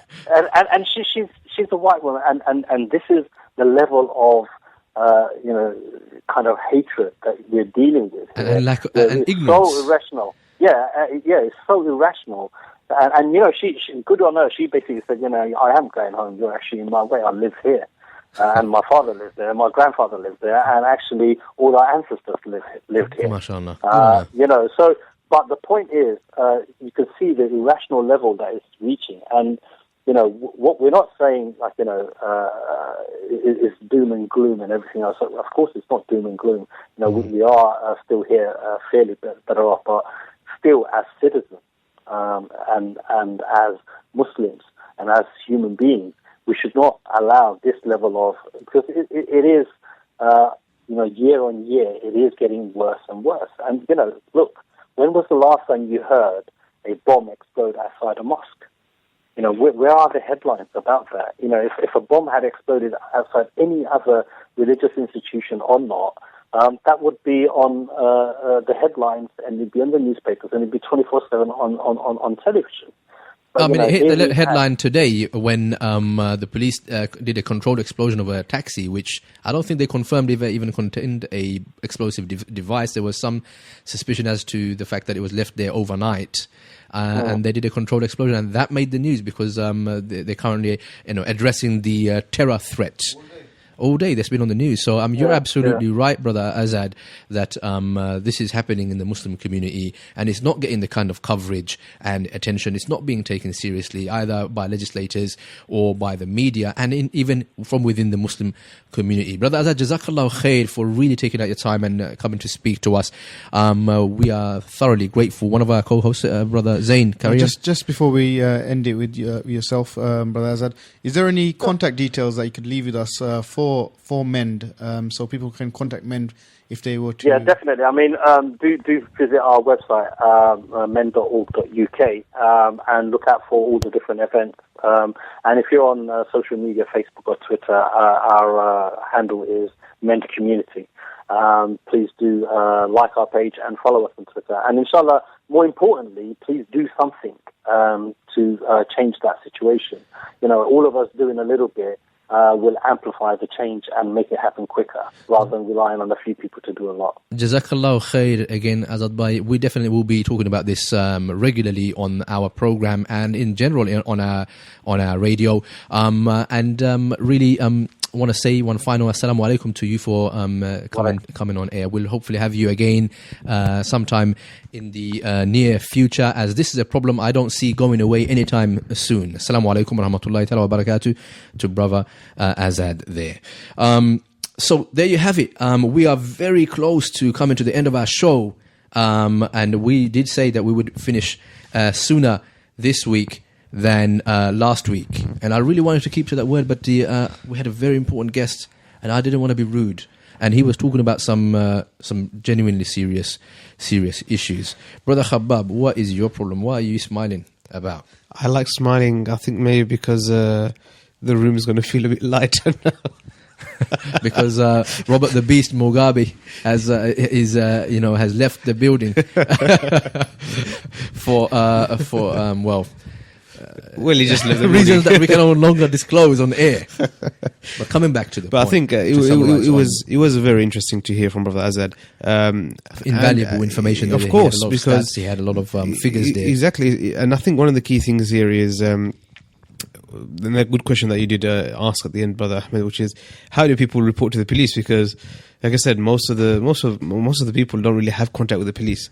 Well, these days, I think Muslims do get contact with the police. It's usually anti-terror police and probably it's normally the police airports. Contact them. Yeah, so it's not the other way around. We don't know how to contact them. That's right. So it's important that we do know how we get in contact, and it is important actually. We do. Actually, because sometimes what happens is something happens and we ignore it. You know, it's really become a part and parcel of our life. And I knew we're so passive when it comes to these things. It's like, I don't think it's passive. It's almost become a norm, and you've kind of taken it to acceptance. Come on, this did happen in the African American, Afro-Caribbean community as well. When I grew up here when we grew up, I grew up in a certain area which was very much of a BNP hotspot, and at that time it was racism. It was you Paki, and these are the kind of terms that were kind of being used. It wasn't really Islamized, as it is now. But you kind of grew up with it, and it just became a norm. You accepted it. This was just how it is. You kind of just took the abuse in the chin, and that's what's kind of happening to the Muslim community now, which is just that you've just kind of accepted that this is what's happening. Unless it becomes physical, a lot of time verbal stuff, you kind of take it unnoticed. You just kind of taking the chin, you kind of go on with your day, because really, if you kind of take every single battle on, you're just gonna be fighting all day, and it becomes counterproductive. I fully agree with you on that as well. And again, one of our listeners has chimed in. We really do appreciate your contribution to the Security Council on the Middle Path Radio. This listener said it may well be, I'm not sure, again, they haven't left any names, so it may be the previous texter or text person, or it could be a completely different individual. It says here, we can only appropriate our rights by correcting our actions. Some Muslims bring it on themselves, sadly. What happened to dawah through actions? So again, that's a controversial view. Bringing it on themselves. I don't believe that is a fair assessment of things. I completely think that's just a ridiculous and ludicrous kind of comment. With all due respect to our listeners. Listeners, by all means, you can text and you can call in, but I don't have to agree with you, nor do you have to agree with me. But that's right. This is how we are. We're very much open. But we still value your contribution. Dialogue Your contribution is important, but I don't agree with you at all. Because why? Come on, how can you say a Muslim sister who's walking down the street just because she got a hijab on, and a guy comes up from from behind and knocks her out cold, that she deserved it. Did you just make that story up, or does No. This was exactly what happened, and we This knew happened that. in month of Ramadan? Yeah. That Last sister Ramadan, just not the one that walking down the went street, and the previous. guy just came out and saw her, came up behind her, and knocked her out cold. Yeah, and she had to have her face reconfigured. Exactly. So you're trying to tell me that she brought it on herself, that she did something. She was just minding her own business, going about her normal day. And this is not a very good line to be taken, And you know, brother or sister, and you whoever know, it is. and the point being here, bro. Let's transfer that to, say, an African person, and say black person was behaving in this way. He was wearing his pants low. You know, I don't want to use the stereotypes because there's nothing wrong with them, behaving how we all behave. He was listening to hip hop music or whatever it was. He was going about doing his own day-to-day activities, and somebody comes and calls him the N-word, decks him on the street, and say, "Oh well, you shouldn't be behaving the way you kind of brought it onto yourself." I'm not sure. And if you look at it, that's most fair. of the people who are the victims of Islamophobia attacks tend to be women. Tend to be those who are vulnerable, or those who have got nothing, who have not done anything to antagonize or agitate other people. And that tends to be the case. You mentioned the lady, brother Azad also referred to the 70-something-year-old Brother man Muhammad Salim, who was from coming Birmingham, from yes. prayer. Are these the kinds of people that we should be saying, look, you brought it onto yourself? The man got stabbed from behind, okay, until he got stabbed to death, all right? And this is the kind of attacks we're talking about here, brothers and sisters. So please try to consider the families and the victims in this situation. To say something like, some Muslims bring it onto ourselves, I'm not sure that is not correct, and I'm not going to be able to agree with that. And if I were to then transfer it, not from the African community, let's talk about women. In general, not Muslim women, but if a woman was raped, Yeah, I was going to say that actually. we know very well that you can't say, "Oh well, she was dressed provocatively. She was asking for it. She brought it onto us." We cannot take this argument, and this line of argument doesn't stand in any kind of scenario that you try to press that. So I'm not sure that I can agree with you there, brother or sister. But we definitely appreciate that you've contributed, and keep them coming. This is what we do in the Security Council. We love to give people the opportunity to speak their mind without censorship. Okay, and we like to have dialogue. We think this speaking and debating, having the dialogue is a far more healthy option than to say, mate, that's rubbish, we're not even going to read your text on air. We could have done that, but we didn't do that. So keep them coming, inshallah, and hopefully maybe we will learn something from yourselves, and we intend to, inshallah, help our listeners to learn something too, bi'ithnillah. We need to wrap up our show. There were articles, but I'm not going to go on there because I'm trying to be as strict as possible, inshallah. There were some superb stories, but maybe we'll leave for another week. Inshallah. Another day, maybe it's another day, another mice, But, Yes. one thing I would like to say before we do wrap up is Django of the Week, which is always the one that pops up. Django of the Week. Brother Zain, I know we have Mr. Producer in the house who's been very quiet today. I don't know why he didn't even bother turning on his mic. He's quite shy, isn't he? I don't know why. I mean, the man's running this whole operation here from a clandestine location. So I don't know why. I think that's more of his anti-surveillance technique that he's deploying at the moment. The voice you may hear of the Mr. Producer is not his true voice. That's been scrambled by Jerry some... Adams. You're giving it away. So, Mr. Producer, you know the nominations for this week's Django of the Week. They are Bill Maher. We're also talking about Tony Blair as one of the nominees. Sam Harris and Majid Nawaz. What is your take on this? I mean, do you got any favourite on this in the house? I'm all in favour of Blair again. Larry boy. Sorry, I'm vying between Najas and Harris. The marriage there is a bit, it's a bit tight. So it's between one of them two. I'm feeling the producer on this one. I'm again going for, and he would be, if he wins, he would be the two-time Django of the Week chairman. Tony Blair. Tony Blair's going to be Django of the Week every week. Every week. Prat that guy is. He'll be the audacity he had. What do you think, Mr. Producer? I was about to call you Mr. President. The more President of the Security Council. I think the more I hear about Mr. Blair, the more I want to give him the title myself. That's right, brother Zain. No, I'm going for Mr. Fingy Maher. You're what's happening here, man? Split here. It's a split with house. A 4-way vote for different Djangos. I think every Django's got a nomination. We can only have one Django of the Week. And if this is the situation, then we have to give the final word, as always, to Mr. Producer, who gets To the beast. No, the beast is kind of on his own today, mate, because you don't get the final say. That's just the way things roll on Café Ikhwan. Sorry, was that what did I just say? I meant the security. I think I'll jump ship today, actually. Although I'm saying Blair, I think I might have to jump onto the Najas bandwagon as well. Then. Najas it looks like we're going with Najas Nawaz. That's there right. it is. That's the final decision, brothers and sisters. Django of this week, the Hall of Djangos, has a new entry. Majid Najas Nawaz is Django of this week. Warning. Can I just quickly say that the Hall of Fame is actually up and running on the Instagram of Middle Path Radio. What is the Instagram? Pictures of all We've the got Djangos. pictures with very, how can I say, a very royalty type of picture frame. So these are all the champions, and does it include the nominees as well, or?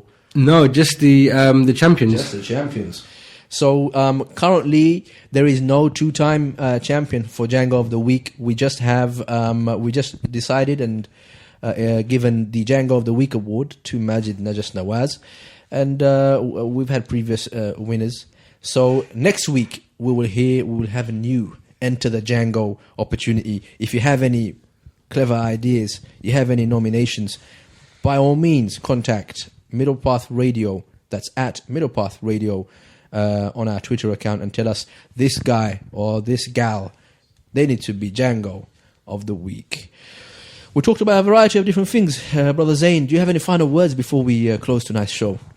No, I think we had quite interesting topics, and I think it was, I thank again Brother Azad coming on and speaking about Islamophobia, and if you look at it, actually, there's a lot of these articles that we're actually reading is to do with Islamophobia, and it's to do with irrational behavior, if you want to call it, towards Muslims and Islam in general.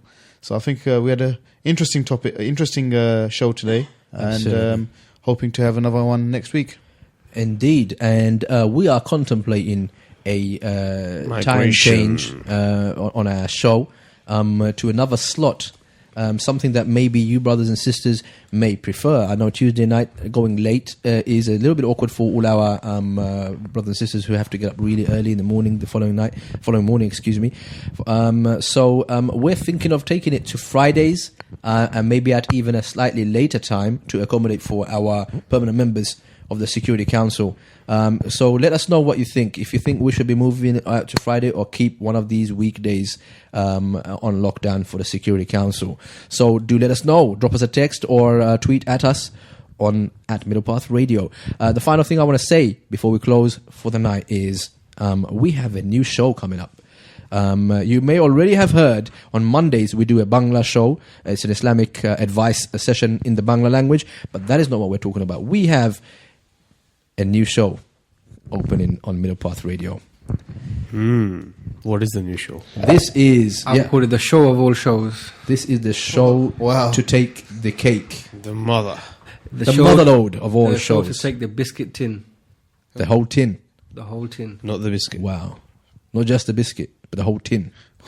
All right, good build up. What's the show? What's the show? This is the what's the show called?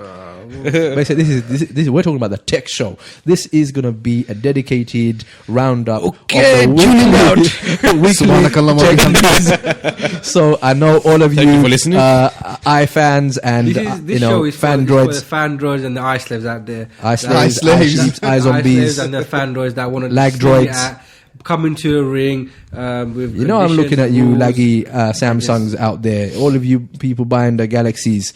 This is a show for you lot to come and take a proper thrashing, inshallah. And I'm still waiting to hear from the when is Team Apple. Team Apple seem to be very, very quiet. Is that going to be at Fajr time or Tahajjud time or something? This will be in your face on Thursday. Okay, we're looking at prime time. Please do.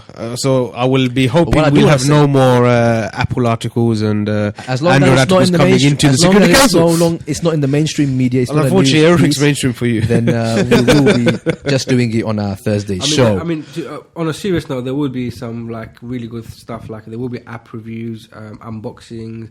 I mean, the app review I'm looking forward to as well. Practical apps that can help a Muslims in his daily life. And as this show develops, we'll be attending road shows, product launches. We'll be bringing you video content through our YouTube channel as well.